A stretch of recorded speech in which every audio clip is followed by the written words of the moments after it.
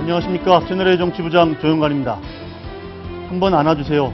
저희는 국가에 대한 신뢰가 무너진 참사 속에서도 장관님에 대해선 진정성과 깊은 믿음을 갖게 됐습니다. 세월호 참사가 벌어진 직후 팽목항에서 욕설을 퍼붓고 멱살잡이를 하며 원망했던 이주영 해수부 장관이었는데요. 참사 209일 만에 700여 명에서 15명 내외로 남은 실종자 가족들은 이 장관의 진정성에 이렇게 말했습니다. 다 내 책임이라는 말을 행동으로 보여줬고 어느 순간 말없이 전해진 진심은 실종자 가족들의 마음도 하나로 모을 수 있었는데요. 결단도 통합도 그럴듯한 말이 아닌 진정성 있는 마음과 행동에서 나오는 것 같습니다. 정용관의 시사병법 시작합니다.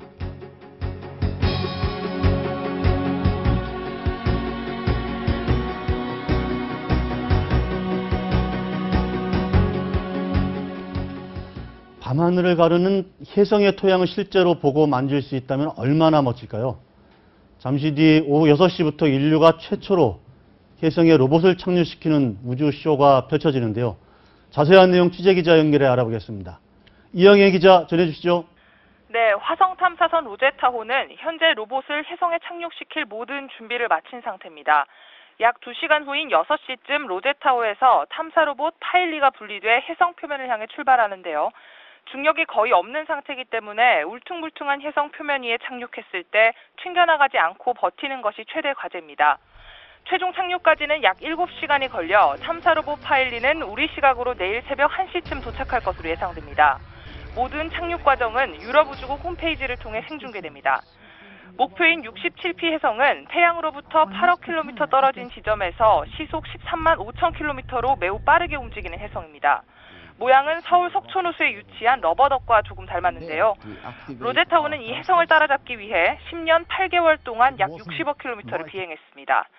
착륙이 순조롭게 이루어지면 로봇은 내년 12월까지 혜성 토양에서 각종 성분을 채취하고 분석해 혜성에 남아있는 태양계가 탄생했을 당시 정보를 지구로 보내는 작업을 수행할 예정입니다. 지금까지 문화과학부에서 채널A 뉴스 이영애입니다. 네, 지금 유병헌 씨의 장남인 유대균 씨의 호위무사로 알려졌던 사람이죠. 박수경 씨가 징역 8년, 집행유예 2년으로 석방이 됐다는 속보가 지금 들어오고 있습니다. 자, 관련해서 우리 사회부 기자 한번 연결해 보겠습니다. 김정우 기자 나와 있습니까? 네, 인천지방법원에 나와 있습니다. 네, 지금 선고 결과가 끝났는데, 네, 자세한 소식 전해 주시죠. 네, 오후 4시부터 시작된 박수경 씨 등에 대한 1심 선고 재판이 조금 전 끝났습니다. 대균 씨의 호위무사로 알려진 박 씨는 지난 4월 21일부터 3개월 넘게 대균 씨와 함께 경기도 용인에 있는 오피스텔에 은신한 혐의를 받고 있었는데요. 재판부는 박 씨에게 징역 8월에 집행유예 2년을 선고했습니다. 자신의 잘못을 뉘우치고 있고 대균 씨와의 친분 때문에 범행을 저지른 점을 고려한 겁니다. 박 씨는 그동안 재판에서 평소 대균 씨와 친분이 있어서 도와달라는 요청을 거부할 수 없었다고 주장해왔습니다. 또 재판정에서 마지막 소원이 있다면 평생 꿈꿔왔던 교단에 서는 것이라며 눈물을 흘리며 선처를 호소하기도 했습니다.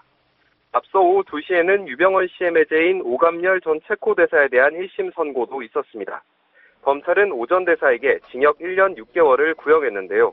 재판부는 오늘 무죄를 선고했습니다. 오 전 대사는 지난 4월 말부터 5월 10일까지 순천 별장에 있는 유 씨에게 편지를 보내 수사 상황과 구원파 동향을 알려준 혐의를 받아왔습니다. 하지만 재판부는 은실처물색은 실질적인 범행과 연관성이 없고 편지를 전달한 행위는 친족이기 때문에 처벌할 수 없다고 선고 이유를 밝혔습니다. 또 유 씨의 운전기사 양의정 씨는 징역 1년, 김엄마 김명숙 씨는 징역 10월의 실형을 선고받고 법정 구속됐습니다. 단기간 유 씨의 도피를 도왔고 범행 가담 정도가 높다고 판단해 중형을 선고한 겁니다. 지금까지 인천지방법원에서 채널A 뉴스 김정우입니다.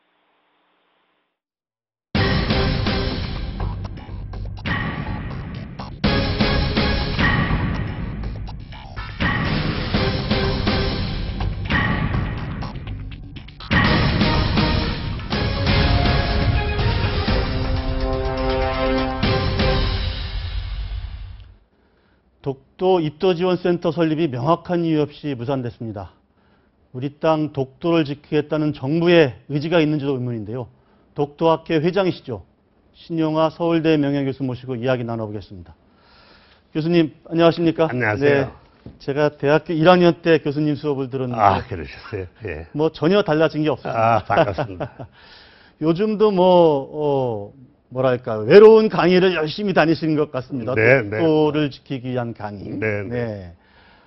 최근에 독도 입도 지원센터 설립 무산 문제로 좀 시끄러웠다가 네. 다시 또 언론의 관심에서 살짝 좀 멀어지는 듯한 분위기인데 네. 좀 많이 좀 애가 타시죠? 원래 이 1년에 네. 독도 방문객 관광객이 20만 명에서 30만 명 사이에 달하고 있습니다. 네. 그런데 2, 3만 명만 다니는 관광지도 다 방문객의 지원 보호시설이 돼 있어요. 그렇죠. 우리나라는 그런 거에 아주 잘 돼 있습니다. 네. 독도는 해상 기후가 급변하는 지역임에도 불구하고 2, 30만 명의 방문객에 대한 네. 안전보호시설이 전혀 없습니다. 네. 그래서 해양수산부가 주축이 돼가지고 네. 저반시설 부근에 약 180평 정도의 작은 건물을 짓고 네. 그 안에다가 발전시설 또 짠물을 먹을 수 있는 담수화 담수로 만드는 시설. 네. 담수화 시설을 만들고 네. 의약품도 약간 비축을 하고 네. 긴급시급 식량도 비축을 하는 네. 피난시설, 안전시설을 만들려고 한 것인데 네.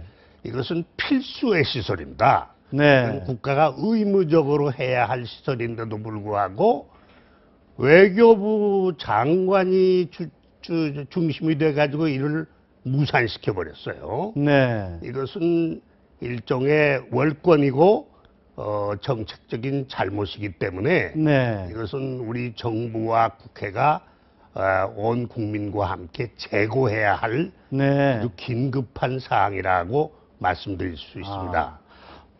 그리고 논란 때문에 사실은 정의원 총리가 결국은 국회에서 혼선을 빚은 거에 대해서 죄송스럽게 생각한다 이런 얘기도 한 적이 있는데요. 네네. 저희가 그 관련 영상을 좀 준비해 놓은 게 있습니다. 한번 네, 보시고 네. 말씀 나눠보시죠. 네. 네. 독도 입도지원센터와 관련해서 다소 그 혼선을 일으킨 것처럼 비친 데 대해서 관리하는 총리의 입장에서 죄송하다는 말씀을 드립니다. 안전이나 미관이나 이런 면에서 깨끗하게 보존하는 것이 가장 바람직한 방법이다. 네.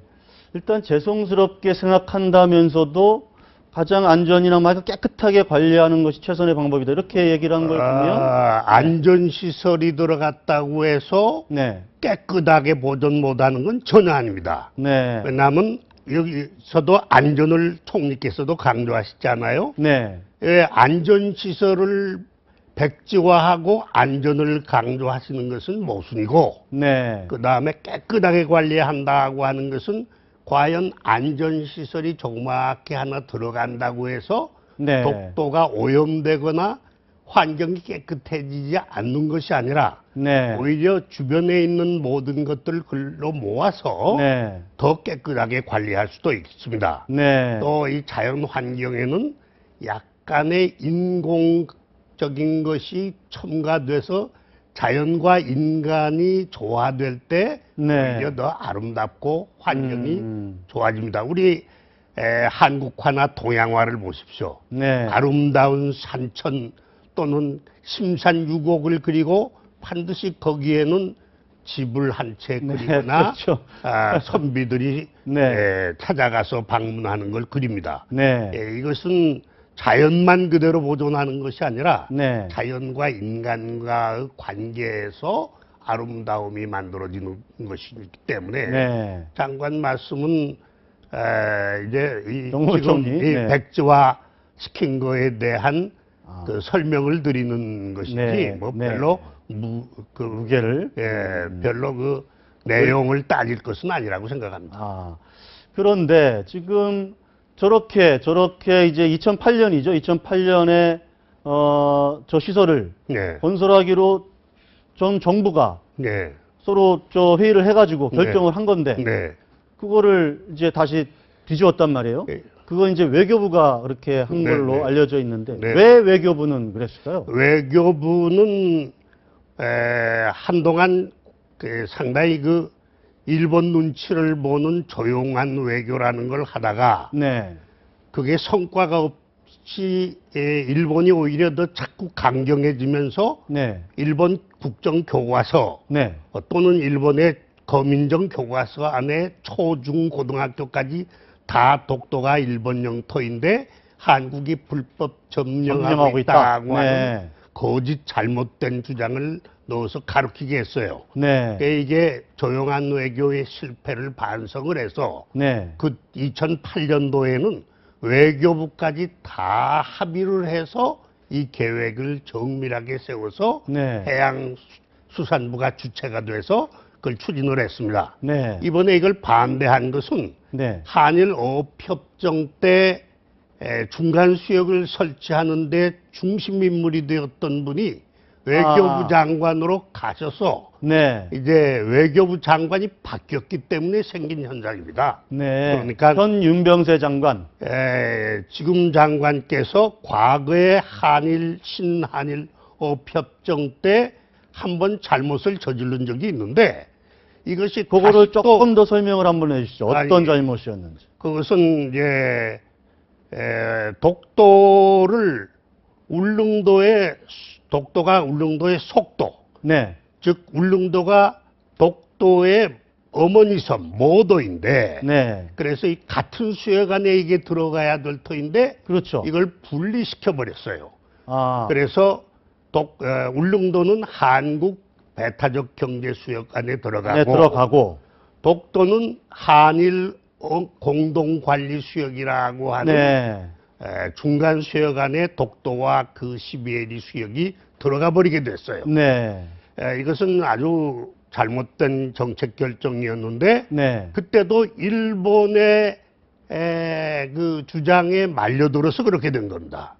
이번에도 또 일본의 눈치를 봐가지고 이 귀중한 국민적인 필수적인 사업을 또 무산시켜 버렸기 때문에 네, 저는 대한민국 정부가 외교부 장관의 정부는 아니지 않습니까? 네, 위로는 대통령이 계시고 네, 온 국민의 정부인데 네, 반드시 이걸 교정을 이번 기회에 해서 네, 독도 방문객의 안전시설을 이번 정부가 계획대로 완공을 해야 된다고 생각합니다. 아, 그러니까 한일 공동 어로 수역을 했다는 얘기는 그 누구의 땅도 아닌 것 비슷하게 이제 두 나라가 같이 관리할 수 있는 지역인 것처럼. 왜 제3자 세계에서 볼 때는 오해를 불러일으킬 수 있는 네. 소인을 만들었죠. 네. 예를 들면은 2008년 7월에 네, 미 국무부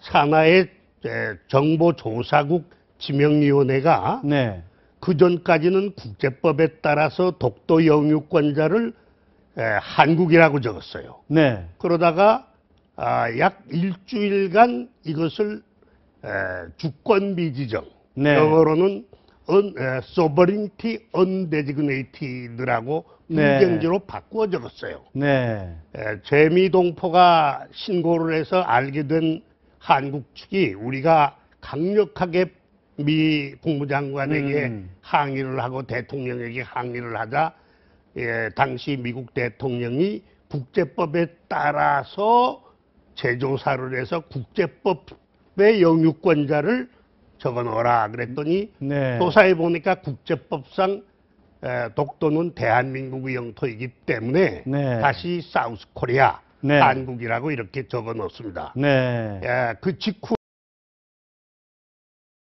을 가서 만나서 재발 방지를 요구했더니 당시 미 국무장관 대답이 왜 그렇다면은 한국 정부는 일관성 있게 정책을 실시하지 아니하느냐. 네. 한국 정부의 일관성 없는 정책 때문에 자기들이 혼란스럽다. 네. 재발 방지를 약속해 줄 수 없다. 먼저 일관성 있는 정책을 취하라고 권고를 했어요. 네. 그것은 이 독도와 그 수역이 네. 한일 공동관리 수역 안에 들어갔기 때문에 분쟁지로 처리가 된 겁니다. 그래서 분쟁지로 기록이 될 뻔했다가 됐다가 일주일 만에 다시 영유권자가 한국으로 원래 원상태로 교정이 된 겁니다.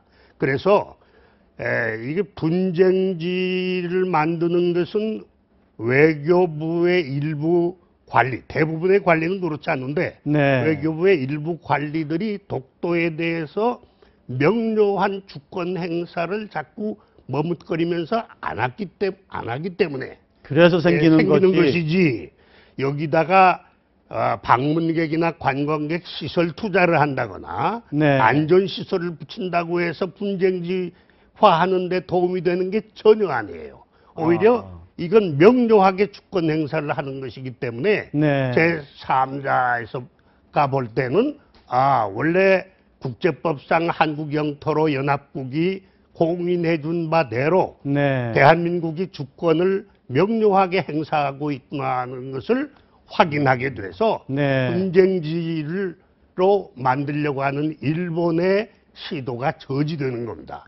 그래서 오히려 네. 분쟁지로 외교부는 약간 설명이 그렇지 않습니까? 이렇게 여기다 뭘 짓고 뭐 하고 하면 일본이 또 좀 문제를 제기하고 이러다 보면 분쟁 지역화가 된다. 자꾸 문제를 제기한다고 하는 그 일본 측의 협박이 네. 국제사법재판소에 제소를 하겠다 이건데요. 네, 네.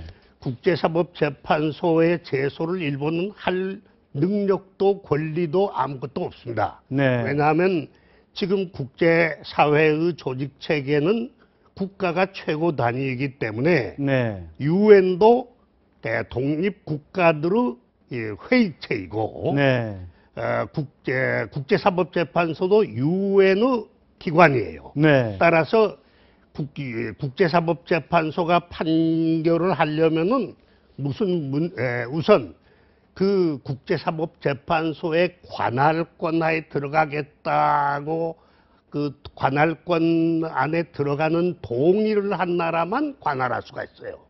그런데 미국이나 대한민국은 네. 다행히도 그걸 들어가지 않고 거절을 했고 일본만 들어가 있어요. 지금. 네. 이 세계에 어떤 나라는 들어가고 어떤 나라는 안 들어가 있어요.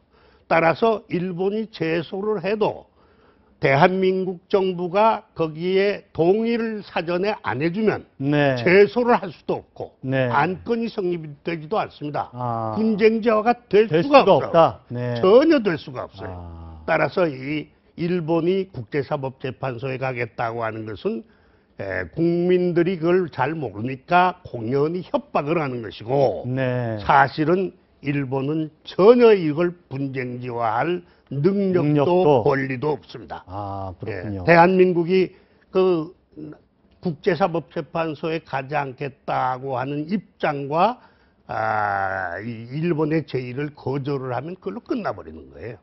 그리고 독도는 1946년 연합국 최고사령관 지령 677호에 의하여 네. 그리고 샌프란시스코 연합국의 대일본 평화조약에 의하여 대한민국 영토로 아주 규정이 되어 있습니다. 네. 따라서 국제법상 명명백백한 대한민국 영토이기 때문에 네. 주권을 그냥 행사만 행사를 하면 그냥 돼요. 하면 일관성 있게 일관성 있게 행사하면 된다. 아무 문제가 발생하지 않아요.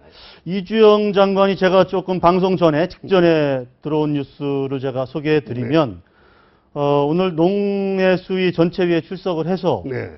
그 독도 시설 건립 취소 논란과 관련해서 백지화한 것은 아니고 몇 가지 문제를 검토해서 추진하도록 하겠다. 이렇게 답변을 했거든요. 네. 네. 그러면 어떻게 총리가 그렇게 좀 사과를 하고 다시 정부 입장이 교수님께서 원하시는 대로 다시 추진하는 쪽으로 바뀌는 걸로 물론 가능하죠. 예. 왜냐하면은 원래 이 독도 관계는 지금 해양수산부가 담당을 하고 있고 네. 대외 관계만 외교부가 담당을 하고 있는데 총리 밑에 관계장관 회의가 5사람이 있고 네. 총리 포함해서 국무총리 조정실장도 참가를 하게 되는데 이것은 강요회의도 아니고 네. 그야말로 이 독도에 관한 한 잠정적인 정책 협의를 하는 기관이에요. 네. 이것이 완전히 무산되려면은 이건 국무회의도 거쳐야 되고 또 대통령이 지금 중국에 계실 때 일어난 일이기 때문에 대통령이 귀국하면은 보고해서 대통령이 원래 예산대로 집행하라고 네. 하면은 해결이 됩니다. 네. 네. 또 국회에서 네. 지금 해양수산부가 총 약 78억 내지 90억 예산에 30억 1차 연도분을 다 올렸으니까 네. 이것을 삭감하지 않고 네. 그대로 집행하라고 예산을 통과시켜주면 또 예산 항목에 이걸 넣어주면은 네. 정부는 반드시 이걸 실시해야 된다. 실시해야만 됩니다. 해야만 됩니다. 네. 왜냐하면은 동북아 역사재단도 원래 정부가 제안한 게 아니고 정부는 하지 않으려고 했어요. 네. 그런데 국회가 250억의 1년 예산을 책정을 해서 고구려 동북공정을 극복하기 위한 고구려 재단을 만들어라 네. 해가지고 그 예산을 주면서 이름을 붙여주었기 때문에 정부가 고구려 재단을 만들어서 네. 이름을 지금 동북아 역사재단으로 네. 네. 바꾼 겁니다. 네. 이것은 이미 해양수산부가 2008년부터 지금까지 아주 정밀하게 연구를 해서 입찰 공고까지 낸 것을 네. 이게 외무부 장관이 같은 장관인데 총리의 관계장관 회의를 빌어서 저지했다고 하는 건 국민이 분노할 일입니다. 아. 그러니까 이것은 대통령께서도 한번 수정을 바로 잡으시고 네. 또 국회도 네. 바로 잡으시고 해가지고 네. 전 국민의 여망인 독도 영토 수호와 네. 또 이 관광객 안전을 철저하게 보장하기 위하여 반드시 실시해야 할 사업입니다. 아, 알겠습니다. 자, 우리 교수님, 지금 우리 시청자분들도 독도는 우리 땅인데 네. 우리가 우리 주장만 하는 것 아니냐. 일본은 또 일본 나름대로 무슨 근거가 있으니까 저러는 것 아니냐. 이렇게 뭐 일부 오해할 수도 있을 것 같은데 네. 일본 측 자료만 보더라도 독도는 분명히 한국 땅이라는 게 명백히 입증이 되는 거죠? 네, 그렇습니다. 지금 저희가 이렇게 한번 판넬을 한번 아주 준비를 해봤는데요. 잘 뽑아오셨네요. 네. 맨 끝에 것만 한번 예를 들죠. 가까운 거니까. 메이지 정부요. 예. 네. 1876년에 네. 일본 정부가 근대적 방법으로 일본 지적도를 새로 작성하려고 했을 때 네. 일본 내무성이 각 지방 현에 네. 자기네 현의 지적도를 그려 올려보내라고 그랬어요. 네. 그때 시마네 현에서, 시마네 현. 네. 현에서 저 동해 가운데 있는 울릉도와 독도를 포함해서 그려 올릴까요? 뺄까요? 아. 영토의 네. 편입 또는 제외는 중대한 문제이기 때문에 네. 현 지사가 결정하기가 어려우니까 네. 내무사 대신 당신이 결정해 주시오 했더니 네. 내무성에서 약 5개월 반 동안 정밀한 조사를 한 후에 울릉도와 독도는 조선 땅이고 네. 일본과 관계 없는 땅이라는 결론을 내렸어요. 네. 그러나 당시 내무상은 그러나 영토는 총리 대신이 결정하는 최종 결정하는 사항이기 때문에 네. 국가행정 최고 수반인 총리 대신에게 최종 결정을 요청했더니 또 약 1개월 이상 걸려서 재조사를 했어요. 네. 당시 이와쿠라 도모미라고 명치유신 총지휘자가 네. 총리 대신으로 이걸 재조사를 한 다음에 1877년 3월 20일자로 네. 동해 가운데 있는 울릉도와 독도는 조선 영토이고 네. 일본과 관계 없는 땅이니 일본 공무원들에게 모두 심득해하라. 아. 마음에 익히도록 네. 하라고 네, 네. 하는 지령을 내려보내서 다 뺐어요. 네. 그러니까 독도는 역사적으로나 국제법상으로나 명명백백한 대한민국 영토입니다. 네. 만일에 이걸 숫자로 표시해서 100으로 표시하면 네. 대한민국은 독도의 영유권 100을 모두 갖고 있는데 네. 일본은 영유권은 제로 0이지만 네. 그러나 독도에 대한 욕심은 아주 강하게 많이 가지고 있어요. 알겠습니다. 아주 독도에 대한 역사 그리고 독도 입도지원센터 건립에 을 해야 되는 타당성 네. 아주 말씀 잘 들었습니다. 오늘 말씀 감사합니다. 감사합니다.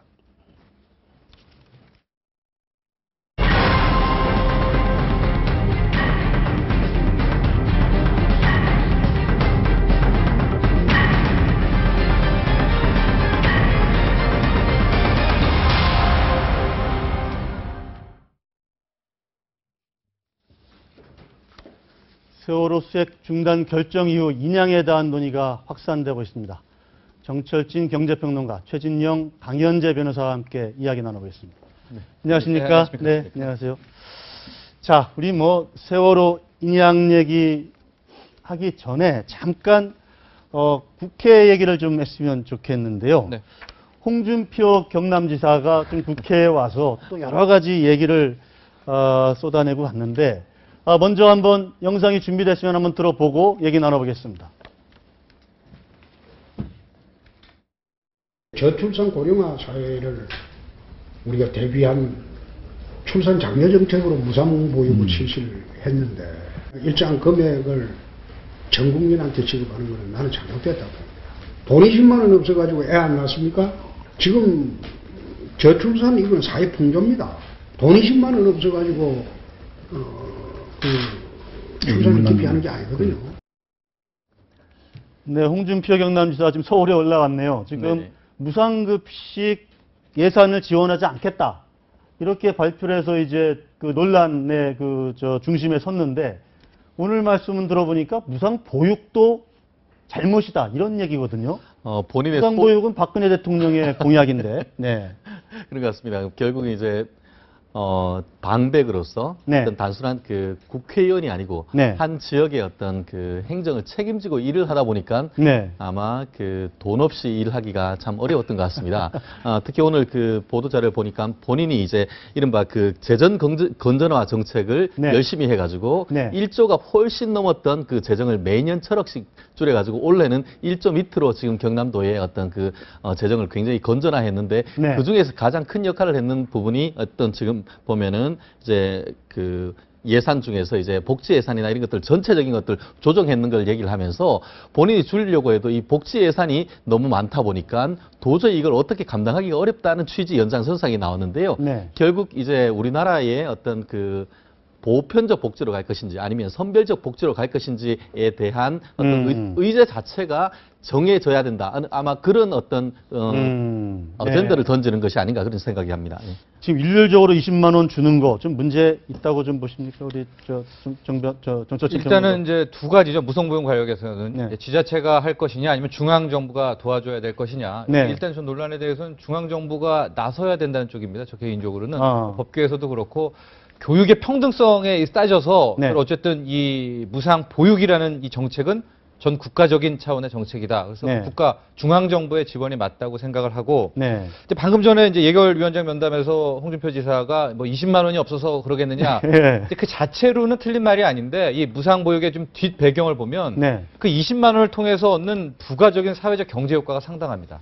일단 아. 어린이집에 있어서 네. 그 20만 원이 이제 같이 재정이 확보가 되면서 어린이집 교사라든가 네. 이런 부분에 있어서 굉장히 활성화되거든요. 네. 근데 벌써 어떤 얘기 나오냐면은 20만 원 뭐 석 달밖에 준비 안 됐다더라. 네. 내년 하반기에는 지원 안 나온다더라. 이런 얘기 나오니까 벌써 일부 엄마들이 어린이집에 이제 끊고 네. 뭐 영어 유치원 보낸다든가 이제 유치원 쪽으로 벌써 이런 움직임이 좀 나오게 되면 또 고용 문제부터 해가지고 이게 하나의 큰 축이 되는데 또 다른 흔들리는 게 있고요.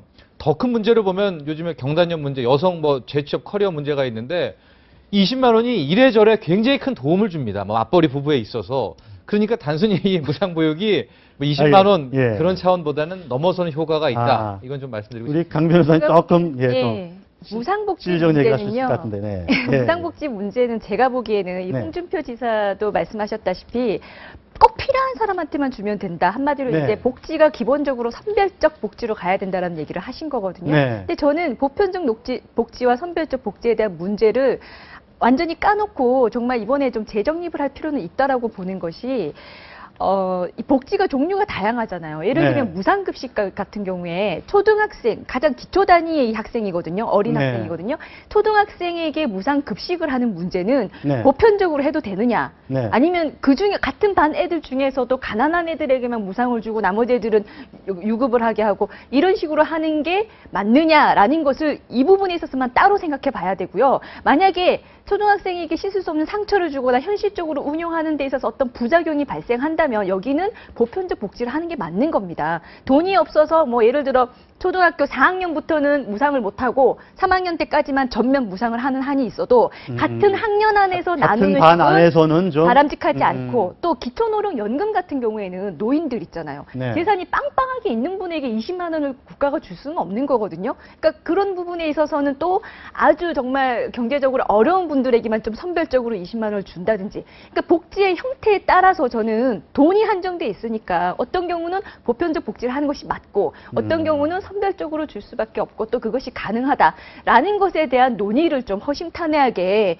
융통성 있게 열어놓고 해야 된다는 거죠. 어쨌든 보편적 복지, 선별적 복지, 하여간 모든 걸 다 올려놓고 한번 우리나라의 재정 형편이나 경제 상황까지 다 네. 고려해서 한번 그리고 좀 그 다뤄볼 필요가 있다. 이런 복지를 말씀. 받는 대상의 어떤 입장이나 상황 같은 걸 좀 고려를 해서 좀 정했으면 좋겠습니다.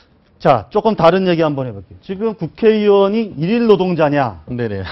뭐 이런 얘기를 지금 홍준표 지사가 또 했습니다. 네네, 맞습니다. 어떤 맥락에서 했는지 아시죠? 네네, 그 무노동 무임금 그 얘기인 것 같은데요. 네. 결국 이제 뭐 이번 세월호 사건 같은 경우에도 이제 세월호 특별법을 두고 거의 뭐 한 3달 이상 아무것도 하지 않았지 않느냐. 그렇다고 네. 하면 거기에 대해서 세비를 주는 것이 과연 마땅을 하냐 이런 그 비판에서 특히 이번에 보면은 새누리당의 보수혁신위원회가 어제 같은 경우에는 네. 어젠다를 내면서 무노동 무임금을 도입해야 된다라고 하니까 그거에 대한 어떤 반론인 것 같습니다. 사실 그 부분에 대해서는 뭐 유럽 일부 국가에 대해서도 무노동 무임금을 의원에게 도입했는 것이 있는데 네. 과연 우리나라에 대해서는 그것이 맞는지는 상당히 의문이긴 합니다만 네. 그럼에도 불구하고 어떤 그 혁신의 대상이 돼야 될 혁신의 주체로서 뭘 하다가 본인들이 혁신의 대상이라니까 국회의원들이 그거에 대해 굉장히 반발하는 그런 모습이 있는데요. 국민들 이게 입장에서는 무노동 무임금은 그렇게 관철해야 가야 된다. 된다는 것이- 이런 입장이신 거죠? 저 기본적으로 사실 조금 의문이긴 합니다. 네. 왜냐하면은 사실 결국 이제 지나치게 무노동 무임금으로 가게 된다고 하면은 자, 네, 잠깐만 지금 저 현장 연결 한번 해보겠습니다. 박수경 씨, 예, 유대균 씨의 후임무사로 알려졌던 박수경 씨가 조금 전에 집행유예로 풀려났는데요. 징역, 네, 지금 네, 저희 현장 우리 영상 취재 기자가 박수경 씨 차를 타러 이동하고 있는 박수경 씨를 좀 쫓아가고 있습니다. 지금 저기 어디냐면은 네. 인천지방법원 후문 쪽입니다. 네. 뒤에 법정에서 나오면 후문 쪽으로 나서 있는 그 1단, 2단으로 돼 있는 그 네. 주차장인데요. 아. 주차장에서 지금 급하게 지금 대기에 있던 차를 타고 지금 벗어나는 그런 모습 지금 같습니다. 집차를 타고 이동을 하는 것 같은데요. 네. 네. 박수경 씨 처음 경찰에 들어갈 때는 상당히 과묵하게 이렇게 들어갔었는데 어쨌든 선고가 난 이후에는 집행유예로 풀려나면서 네, 징역 언론을 8개월에 피해서 네. 이제 갔네요. 그렇습니다. 재판 받을 때는 네. 눈물도 많이 흘리고 네. 굉장히 슬픈 모습을 많이 보여줬는데 이제 네. 집행유예 딱 받고 석방되니까 후다닥 아, 후다닥 가네요. 집행유예는 뭐 지금 아까 잠깐 이 얘기 한번 해보시죠. 기왕 저 영상이 들어왔으니까 지금 박수경 씨는 징역 8월에 집행유예 2년으로 석방이 된 거고 오감열 씨는 무죄가 무죄로 선고가 선고가 났습니다. 났습니다. 그 두 네. 판결을 어떻게 좀 네, 보실까요? 그 부분에 대해서 간략히 말씀드리면은 네. 사실 그 지금 문제가 지금 나왔는 그 박수경 씨 같은 경우에는 최후 변론에서 본인이 이제 최대한 선처를 해달라. 왜냐하면 네. 본인의 평생 소원이 강단에 서는 것이다라고 그렇죠. 했는데 일단 지금 징역 8월에 집행유예 1년이 나왔기 때문에 이것이 만약에 확정이 된다고 하면은 본인의 어떤 그런 소원은 마치 지금 가을 바람에 날아가듯이 이제 하나의 꿈이 될 수밖에 없는 입장인데요. 네. 그런 취지에서 본인으로서는 저렇게 그냥 달려갈 수밖에 없었던 그런 상황이 아닌가 싶고 네. 지금 오감열 씨에 대해서는 사실은 어떤 이른바 컨트롤 타워 역할이었죠. 그렇죠. 죄질이나 행동에 있어서는 굉장히 무거웠기 때문에 네. 그래서 아마 실질적으로 어떤 그 유죄가 인정된다고 하면은 그 실형이 나올 가능성도 있다라고 생각을 했는데 네. 무죄를 판결했습니다. 네. 법조인으로서 상당히 좀 의아하기도 했는데 이거 같은 경우에는 어떤 논리적인 어떤 그 법리상 그 무죄를 했는 것 같습니다. 행위는 네. 다 인정하지만 지금 보면은 도주 원조죄에 있어 가지고 일정 부분 친족 같은 경우에는 처벌할 수가 없는데 이 부분은 그렇기 때문에 검찰이 범인 은닉 도피죄. 교사죄로 기소를 예, 했죠. 기소를 네. 한 거 아닙니까? 네. 근데 결국은 근데 범인이 안 된 거잖아요. 결국 뭐냐면은 큰 거 범인 도피 행위 내에 교사 행위가 포함되기 때문에 네. 이 행위 법원은 어떻게 봤냐 하면은 단순히 교사에 있는 것이 아니고 전체로 봤을 때 그것은 범인 도피를 행위를 했는 것이 자기가 직접 했는 거나 마찬가지다 했기 때문에 크게 봤을 때 범인 도피 자체가 처벌을 할 수 없다고 하면은 그 중에 누구한테 시킨 것 또한 무죄다 이런 논리로 해서 무죄가 나는 것 같습니다. 그러니까 이제 총책이라고 볼 수 있는데 오관열 씨가 총책이고 박수경 씨는 뭐 아무것도 모르고 가서 좀 같이 좀 도와서 좀 약간 피해 있어라 이렇게 했는데 어쨌든 징역 8년의 집행유예 이제 실형을 선고받고. 그러니까 조금만 예. 저는 아쉽다고 생각하는 게요. 이 네. 교사죄를 인정하는 문제는 말 그대로 법리 판단이기 때문에 사실 네. 조금 다르게 판단하면은 이 경우 이 정도 행위면은 교사 행위가 있었다고 봐야 된다라는 판결도 사실 나올 수 있었던 네. 건이거든요. 근데 이 오감열 씨가 한 행동이 얼마나 사회적으로 큰 파장을 일으켰고 네. 유병헌 씨가 도피되면서 이 유병헌을 잡기 위해서 우리나라 예산이 또 얼마나 들어가고 인력이 네. 하루에 1만 명 이상이 투여가 됐었거든요. 네. 이 정도의 결과를 냈으면 네. 적어도 교사 행위에 대해서 좀 더 법원이 적극적인 판단을 할 수 있지 않았나라는 좀 아쉬움이 있습니다. 저 또한 뭐 동감이입니다. 일심이기 때문에 상당히 예, 좀더 봐야 동감이고 되는데. 아마 네. 어제 이제 이준석 선장에 대해서 살인죄가 무죄 나오는 것보다도 오히려 법리적인 논쟁을 이번 사건 무죄 남는 사건이 오히려 훨씬 더 법조계에서는 법리적 논쟁이 될 거라고 저는 생각을 합니다. 실질적으로 이와 유사한 사건에서 아마 유죄 남는 케이스도 상당 부분이 있었던 것으로 제가 알고 있기 때문에 굉장히 이 사건에서는 재판부가 어떤 그 교사의 법리, 범인을 누구한테 시켰던 법리를 굉장히 축소해서 인정했는 케이스가 아닌가 좁게 본 싶습니다. 것 같다. 근데 저는 저걸 보면서 근데 저게 뭐 누구 무죄 나오고 누구 뭐 집행유예를 풀려나고 하는 게 언론의 관심이기도 하지만 전체적인 우리 세월호 사건이라든지 어떤 유병헌 씨 일가에 대한 네. 재산권 부산권 청구라든지 이런 거에 무슨 도움이 될까 싶은 생각도 좀 들긴 하거든요. 근데 아마 이번 판결을 통해서 국민들이 더 불안해하지 않을까 생각합니다. 예. 그러니까 법조인이 아니더라도 오감열 전 체코 대사가 거의 총책이고 브레인이었는데 이 사람은 무죄였다. 네. 박수경 씨는 같이 큰아들이랑 살았는데 이 사람은 어쨌든 집행유예지만 실형이 나왔다라는 이 차이를 놓고선 굉장히 의아할 것 같거든요. 그럼 앞으로 헷갈릴 유병헌 것 같아요. 일가에 대한 판결과 이 법조 싸움 분명히 이제 민사로 붙든 어떻게 소송이 붙어야 될 거 아닙니까? 네. 이게 또 법리 싸움으로 간다면은 단순 100억이라도 받아낼 수 있을까? 아마 이런 의구심이 분명히 국민들은 들 겁니다. 근데 그 부분은 약간 다르긴 합니다. 뭐냐면 형사는 이른바 죄형 법정주의, 죄와 형은 법에 정해놔야 되는데 네. 일정 범위 친족은 처벌할 수 없다고 법이 정했기 때문에 하는 처벌할 수 없다는 것이긴 한데 민사적으로는 그건 처벌할 수 없다는 것이지 그와 같은 행위는 인정이 되는 것이거든요. 그걸 가지고 민사상 손해배상 책임을 묻는 것. 네. 더 중요한 건 재산을 찾는 것이겠죠. 그렇죠. 일단은 재산을 찾는 게 제일 중요하니까 그것까지 잘 지켜봐야 될 것 같고. 자, 아까 논의로 다시 돌아가 보시죠. 국회의원, 강 변호사님, 국회의원은 일일 노동자냐라고 그러니까 홍준표 예. 지사가 이렇게 일가를 했는데, 특권 내려놓기 할 건 하고, 예, 할 일은 해야 되지만, 그거는 좀 아니지 않냐, 이런 취지거든요. 이런 예. 말씀을 좀 드리고 싶은데요. 홍준표 지사께서 이 복지도 선별적으로 해야 네. 된다고 했듯이 저는 솔직히 국회의원들에게 세비를 주는 것도 선별적으로 해야 된다고 봅니다. 네. 일을 안 하면 세비를 안 받는 게 우리 일반인들은 무노동 무임금의 원칙에 철저히 따라 임금을 받고 있잖아요.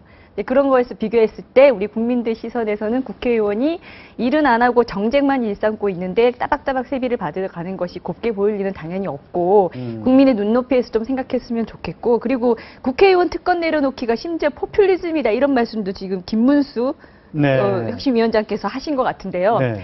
그 말은 원칙적으로 맞아요. 사실 일을 잘하면요. 어떤 특권도 줄 수 있어요. 특권을 주는 만큼 일을 잘하는데 네. 아까울 게 뭐가 있습니까? 우리나라 국회의원이고 국민이 뽑은 대표자인데 특권 얼마든지 줄 수 있어요. 근데 문제는 특권만 있고 제대로 된 그 성과를 내지 못하고 국민의 눈높이에 맞는 그 모습을 보여주지 않는 것이 너무나 장기간 오래됐기 때문에 아시다시피 사람은요. 행복하기만 하면 안 돼요. 실현이 있어야 되고요. 당근만 먹어도 안 되고 채찍을 맞아야 되기도 하거든요. 네. 지금 우리나라 국회의원은 채찍을 맞아야 할 때라는 거예요. 지금? 예, 네. 지금. 그러니까 원칙적으로는 일 잘하고 특권도 많이 주고 하는 게 맞죠. 김문수 위원장님 말씀처럼. 근데 지금은 국회의원이 채찍을 맞아야 되고 채찍을 맞기 싫으면 스스로 특권을 내려놓는 모습이라도 보인 다음에 다시 국민의 재신뢰를 받아서 특권을 다시 만들어가면 모르겠지만 지금 시점에서는 내려놓고 반성하는 모습을 보여야 된다는 겁니다. 저는 다만 약간 좀 다르게 좀 생각하는 부분이 있습니다. 아까 얘기했듯이 저는 기본적으로 그 국회와 국회의원은 이른바 제도 보장이라는 측면이 있습니다. 뭐냐 하면은